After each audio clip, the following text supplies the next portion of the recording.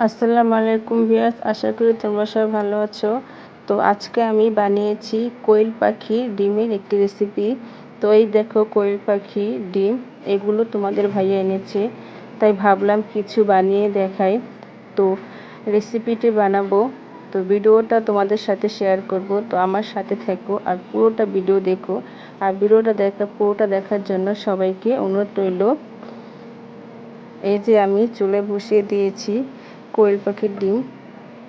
এখন ডিমগুলো ভালো করে সিদ্ধ করে খোসা ছাড়িয়ে নিয়েছি। এখন চুলায় বসিয়ে দিয়েছি কাঁচামরিচ পেস্ট আর দিয়ে দিয়েছি দারুচিনি আর 2টা এলাচ। এখন দিয়ে দেব হলদি পাখি, মরিচ পাখি, ধনিয়া গুঁড়ো আর স্বাদ মতো লবণ।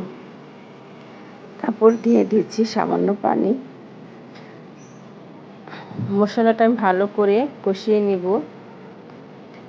আর দিয়ে দিব আদা বাটা।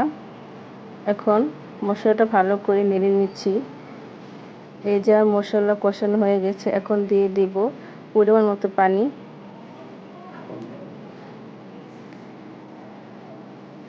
এই যে পানিটা ফুটে গেছে, এখন দিয়ে দিব ভেজে রাখা কোয়েল পাখির ডিম।